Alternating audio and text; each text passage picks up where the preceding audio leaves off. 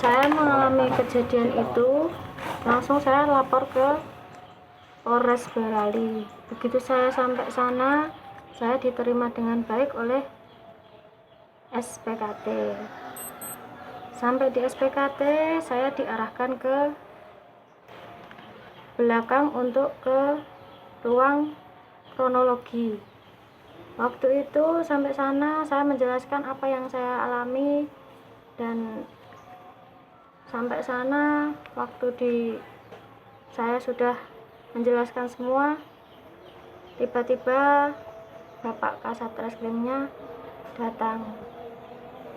Siapa itu? Istrinya S, Pak. Lah ngapa rene? Dadi bojone kaya ngono kok ora dikandani, malah gur meneng wae.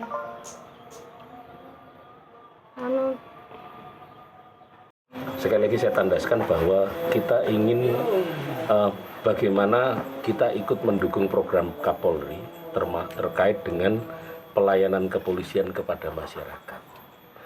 Bahwa sebagai institusi pelayanan tentunya harus mengikuti bagaimana instruksi dari pimpinan pusat, dalam hal ini Kapolri dalam perintahnya.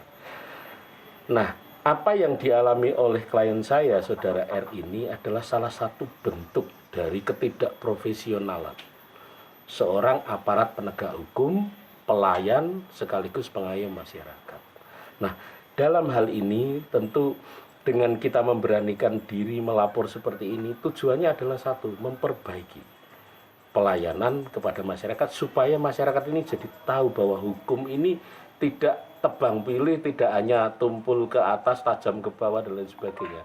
Karena ada bukti bahwa kalau penegak hukum sendiri pun melakukan pelanggaran, ternyata juga ada proses. Nah, itu yang kita harapkan. Gitu.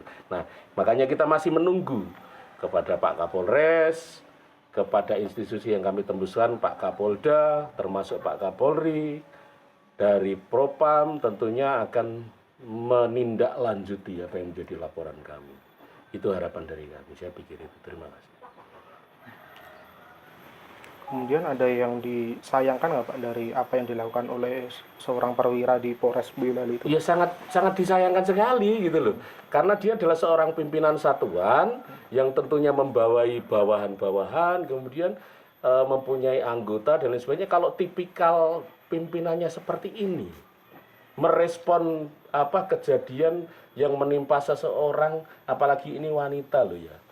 Negara saja menjamin wanita dalam bentuk ada undang-undang perlindungan perempuan dan anak. Kemudian di kepolisian sendiri ada PPA. Artinya apa? Perempuan ini kan benar-benar mendapatkan perhatian ekstra loh ya, spesialis lebih daripada beberapa proses yang lain. Tapi ternyata seorang pimpinan satuan menerjemahkan, mengaplikasikan di dalam pelayanan kok seperti ini. Apalah ya ini? Etikanya bagaimana coba?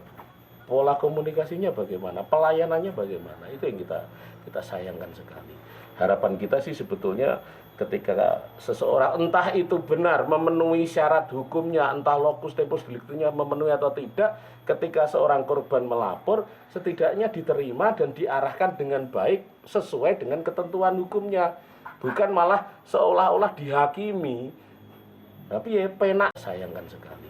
Harapan kita sih sebetulnya ketika seseorang entah itu benar memenuhi syarat hukumnya, entah locus tempus delictinya memenuhi atau tidak, ketika seorang korban melapor setidaknya diterima dan diarahkan dengan baik sesuai dengan ketentuan hukumnya, bukan malah seolah-olah dihakimi. Tapi ya penak toh. Coba bayangkan kalau misalnya itu terjadi pada keluarga beliau, saudara beliau, anak beliau, atau siapapun saudara perempuannya beliau, terus seperti apa perasaannya gitu loh. Ya ini situasi semacam ini yang sebetulnya betul-betul kita pengen rubah supaya di kemudian hari tidak terjadi lagi Mbak R seperti ini, korban-korban seperti ini. Seorang yang sudah menjadi korban kejahatan mau melapor aja udah takut karena terbentur oleh birokrasi dan cara penerimaan pelayanannya yang nggak karu-karuan seperti ini. Ini nggak profesional kan gitu.